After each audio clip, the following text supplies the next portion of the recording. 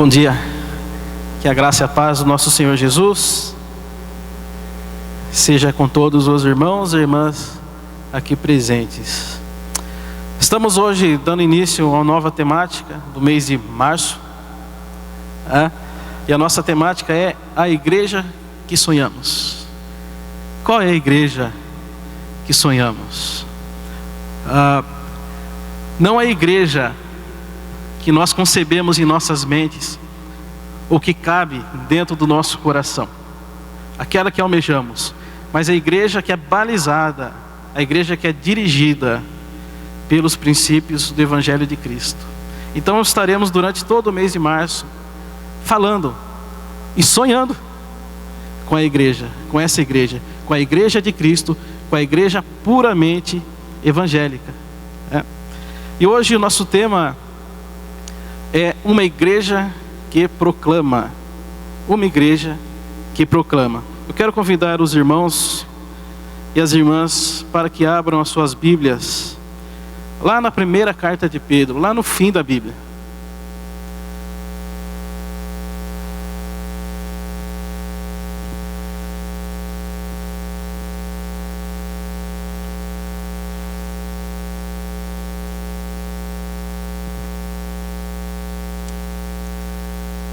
Primeira carta do apóstolo Pedro. Vamos fazer duas leituras. A primeira leitura é o capítulo 1, os versos 1 e 2. Essa é a primeira leitura, capítulo 1, os versos 1 e 2. Diz assim: Pedro, apóstolo de Jesus Cristo, aos eleitos que são forasteiros da dispersão, no Ponto, Galácia, Capadócia, Ásia e Bitínia, eleitos segundo a presciência de Deus Pai, em santificação do Espírito, para a obediência e a aspersão do sangue de Jesus Cristo. Graça e paz vos sejam multiplicadas. Agora o capítulo 2 de 1 Pedro, versos 9 e 10. Vós, porém, sois raça eleita, sacerdócio real, nação santa, povo de propriedade exclusiva de Deus, a fim de proclamardes as virtudes daquele que vos chamou das trevas para a sua maravilhosa luz. Vós sim, que antes não erais povo, mas agora sois povo de Deus, que não tinhais alcançado a misericórdia, mas agora alcançastes a misericórdia. Vamos orar?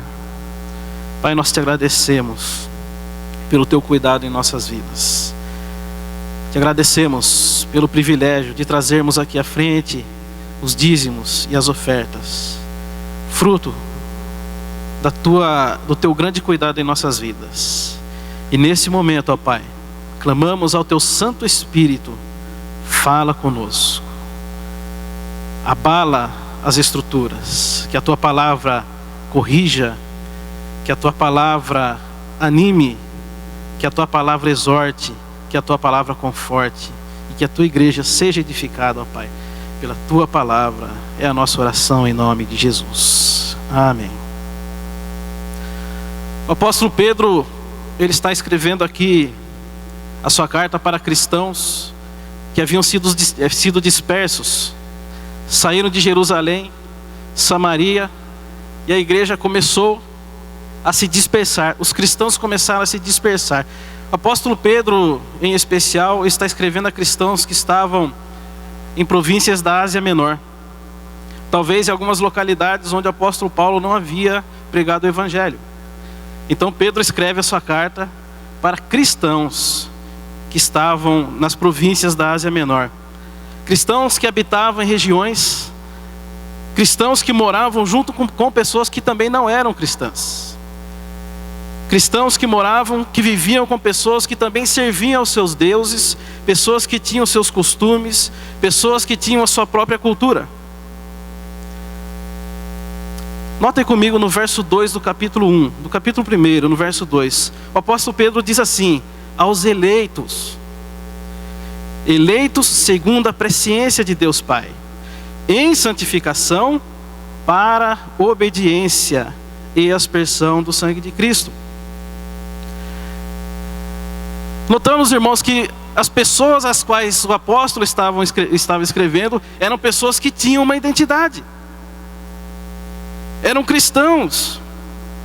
Eram eleitos de Deus em santificação para obediência e aspersão do sangue de Jesus.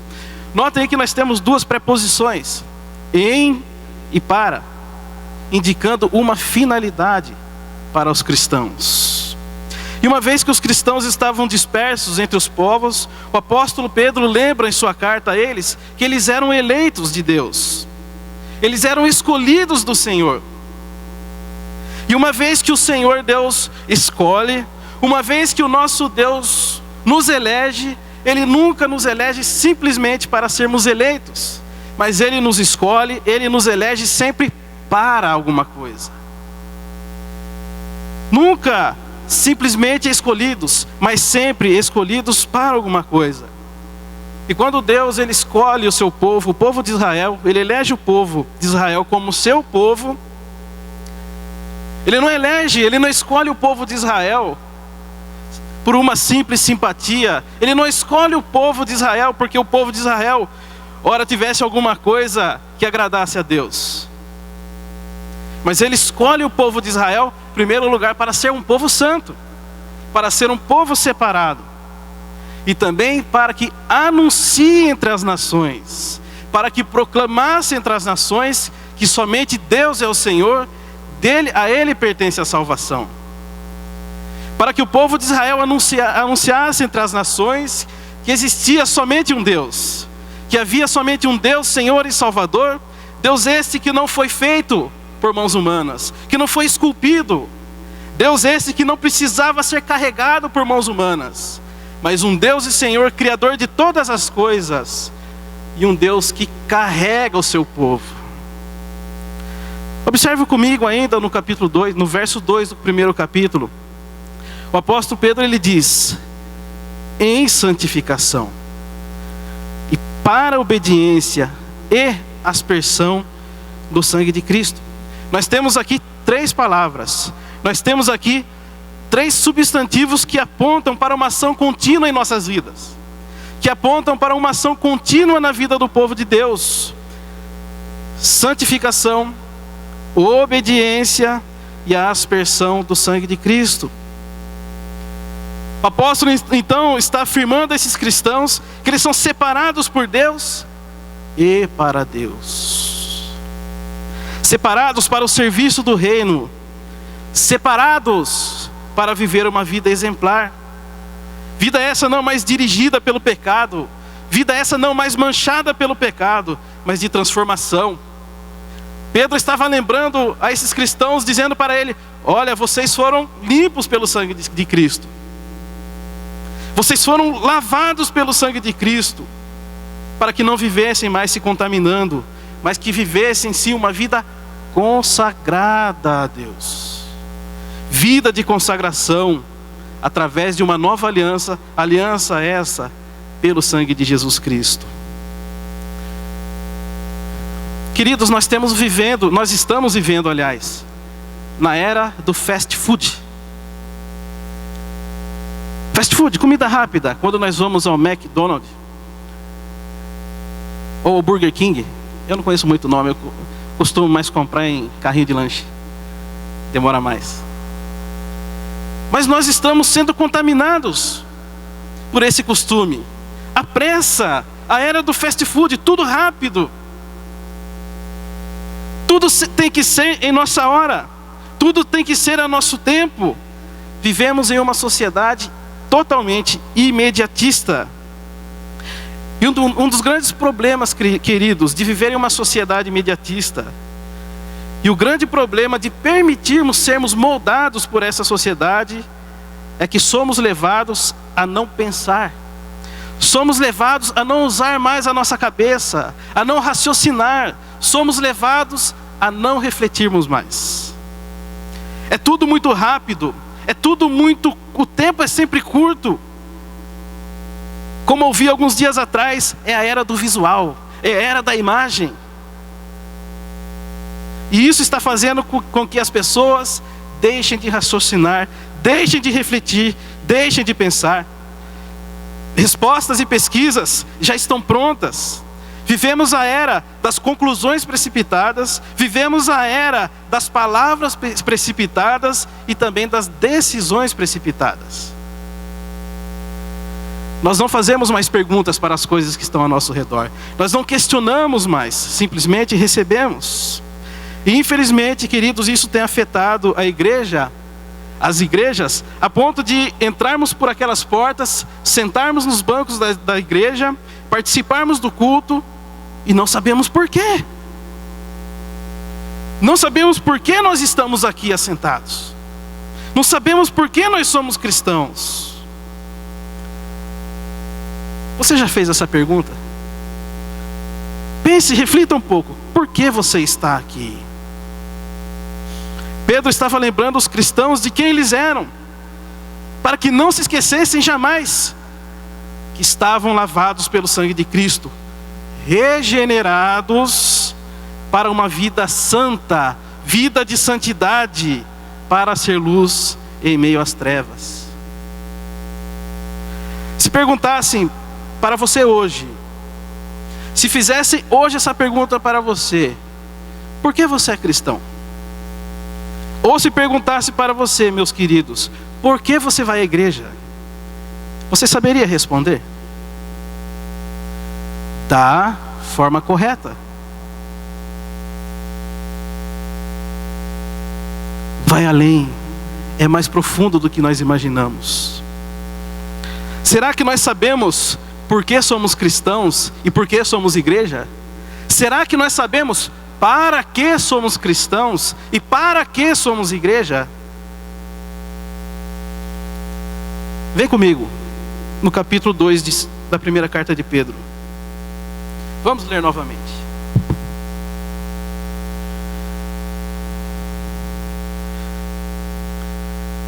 Pedro diz: vós, porém, sois raça eleita, sacerdócio real, nação santa e povo de propriedade exclusiva de Deus, a fim de proclamardes as virtudes daquele que vos chamou das trevas para a sua maravilhosa luz. Um dos aspectos mais importantes para uma pessoa, para nós, para um grupo de pessoas, é a identidade. É saber quem nós somos. E a identidade, ela define as nossas diferenças. A nossa identidade como cristãos define a nossa diferença com relação às pessoas que não creem. E uma vez que nós não temos essa identidade, nós estamos sujeitos a absorver todas as coisas e todas as informações e os valores que estão ao nosso redor. Trazemos isso para nós e construímos então os nossos conceitos em cima dessas coisas. Só que uma coisa, meu querido, é conceito. Outra coisa é ter fé. Conceito é diferente de fé. Conceito, meus queridos, é noção. Conceito é percepção. O conceito é o eu acho que. O conceito é o eu penso que. Isso são conceitos. Se me permitam usar uma outra palavra para definir o conceito, são os nossos achismos. A fé, porém, é o eu creio. A fé, porém, queridos, é lançar fundamentos, é fundamentar, é alicerçar a fé. E quando alicerçamos a nossa fé em Cristo, estamos alicerçando a nossa fé na rocha. Estamos lançando as nossas bases em Cristo, a nossa rocha. Conceito é humano, mas a nossa fé ela vem do alto. Vocês entendem que nós precisamos saber as diferenças? E que nós precisamos viver essas diferenças? A nossa fé em Cristo, irmãos, não é obra minha, não é obra tua. A nossa fé é obra de Cristo. É por isso que a palavra diz que Jesus Cristo, Ele é o autor e consumador da nossa fé.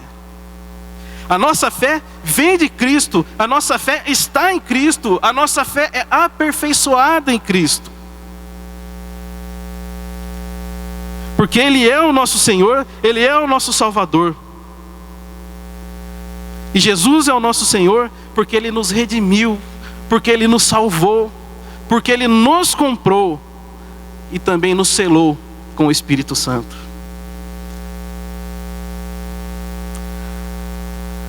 O tema da nossa meditação de hoje, como eu disse e eu vou repetir, é uma igreja que proclama.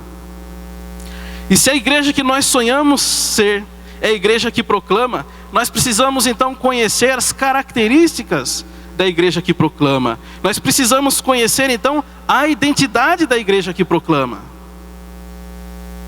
E quando eu falo igreja, irmãos, eu não estou falando dessas paredes. Eu não estou falando dessa colmeia, desse teto. Quando eu falo igreja, eu estou falando de pessoas. Somos nós, eu e você, nós somos a igreja de Cristo, aqui dentro e principalmente lá fora.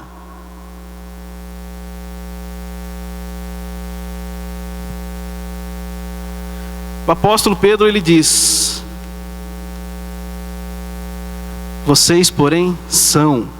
Nós temos uma identidade. E ele diz: vocês, porém, são raça eleita. Raça eleita, escolhidos de Deus, escolhidos por intermédio de Jesus Cristo, através de um novo nascimento. E a palavra então diz que nós somos eleitos, e esta eleição, meus queridos, ela não ocorre de acordo com as minhas obras. Esta eleição não ocorre de acordo com os meus méritos, mas simplesmente e unicamente segundo os propósitos de Deus. E, através do sangue de Cristo, nós somos então comprados para Deus. E a Ele pertencemos. Por isso também nós somos raça eleita, mas somos também de propriedade exclusiva de Deus. Propriedade exclusiva de Deus. O profeta Isaías não precisa abrir a sua Bíblia, apenas marque, se você quiser ler depois. Capítulo 53, no verso 6, ele diz assim: que todos nós andávamos desgarrados como ovelhas, cada um se desviava pelo seu caminho. Todos nós, queridos, estávamos desgarrados como ovelhas por causa do nosso pecado. Todos nós, queridos, estávamos nos distanciando de Deus por causa de nosso pecado. Mas agora, olha aí, na primeira carta de Pedro, no nosso texto base, no capítulo 2, olha aí no verso 10. Ele diz assim, no comecinho, no início do verso 10: vós que não erais povo, mas agora sois povo de Deus. Nós que não éramos povo, mas agora nós somos povo de Deus. E isso quer dizer que nós somos propriedade exclusiva de Deus. E os irmãos percebem a profundidade da palavra exclusiva? Exclusividade. Ou seja, nós somos propriedades privativas de Deus. E a palavra exclusividade também ela tem o sentido de restrição. De forma que nós não vivemos para nós mesmos mais. De forma que nós não somos mais o dono da nossa vida, mas vivemos para Deus. A Ele pertencemos. Vivemos para Deus e também por Deus, por intermédio de Jesus Cristo. Não vivemos mais de acordo com os padrões desse mundo, mas vivemos como cristãos, representantes do reino de Deus, portadores e proclamadores do Evangelho de Cristo. Somos nós.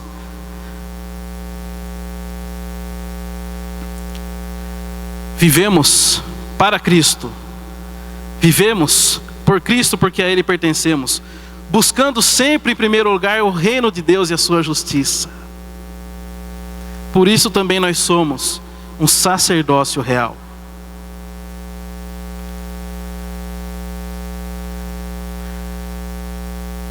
Mas também somos separados por Deus. Somos separados porque nós vivemos em um mundo, vivemos com incrédulos, vivemos entre as trevas, mas estamos aqui para anunciar e proclamar o que Cristo fez por nós. O que Ele fez através das nossas vidas, para proclamar que Jesus é o Senhor, que Ele é o Salvador, que só Ele é o caminho.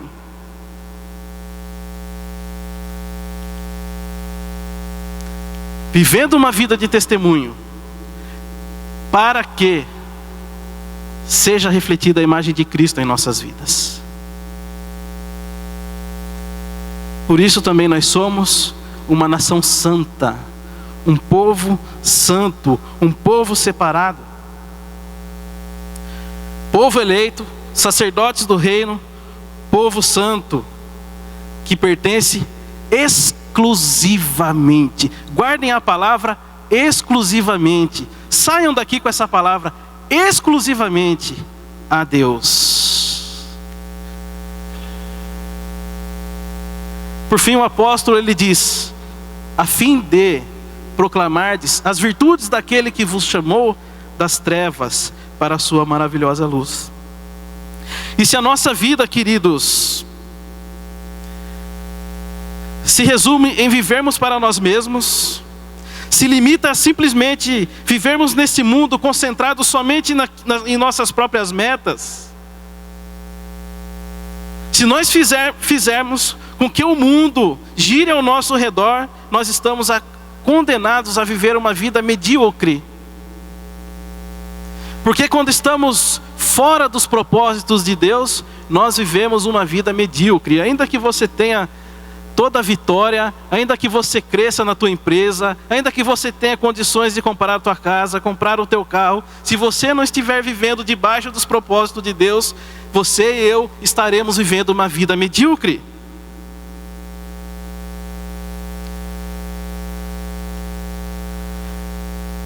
Nós não podemos, queridos, pegar a nossa salvação e esconder num cofre. Nós não podemos, queridos, pegar a salvação e guardar dentro de um malheiro, de um guarda-roupa, como se ela nos pertencesse.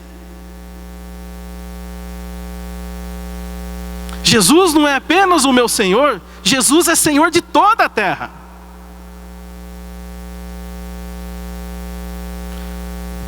Jesus não morreu só por mim. Jesus não morreu só por você, mas Ele morreu por todos. A salvação, queridos, não é propriedade minha, não é propriedade nossa, não é mérito nosso, mas também a favor dos nossos vizinhos, inclusive aquele que você não gosta, do teu parente, aquele chato que você não gosta. Me perdoe por chamar o teu parente de chato, me perdoe por isso, mas também é para eles, para os nossos companheiros de trabalho.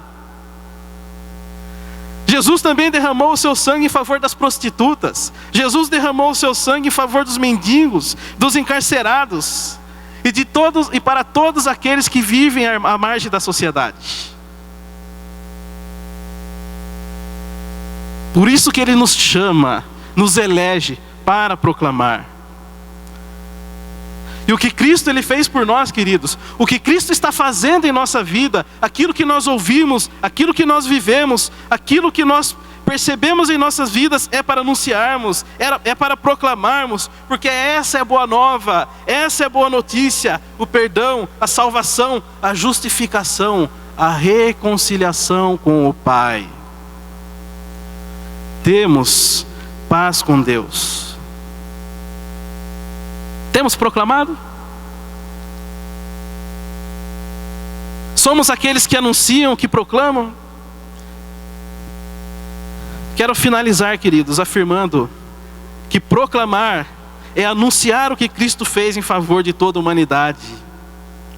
Anunciar que não há outro além de Jesus Cristo. Que proclamar é decretar, é declarar com autoridade e convicção que Jesus é o caminho, Ele é a salvação. Mesmo quando aquele teu amigo mais chegado, mesmo quando a tua mãe, o teu pai, o teu irmão chegue para você e diga: olha, todos os caminhos levam a Deus, você vai dizer para ele: não. Não. Jesus é o caminho, a verdade e a vida. Ninguém vem ao Pai senão por Jesus. Nós não podemos ter medo, nós temos que proclamar. Proclamar é afirmar, é sustentar com o nosso testemunho, com a nossa vida, que em Cristo há transformação, que em Cristo há libertação, uma nova vida. E isso as pessoas lá fora têm que ver em nós.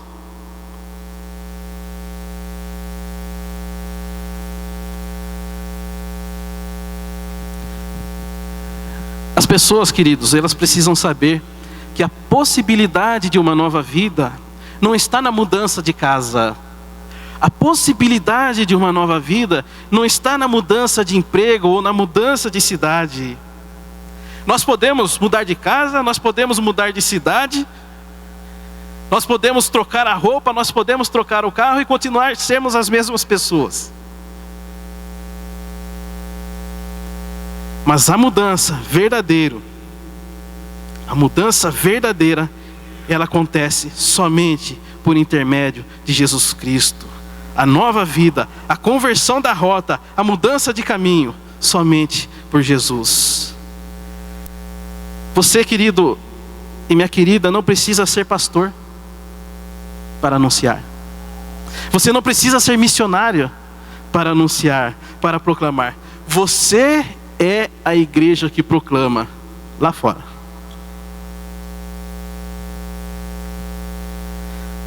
Você e eu somos a igreja que proclama com a nossa vida, com o nosso testemunho, com a nossa boca. Testemunhamos em nosso trabalho, testemunhamos no meio em que estamos vivendo, de segunda a sexta ou de segunda a sábado. Seja no emprego, seja na faculdade ou escola, seja na roda de amigos.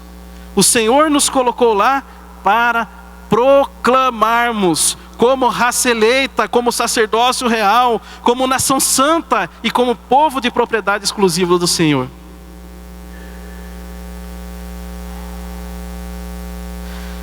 Deus não perde a oportunidade de realizar os seus propósitos.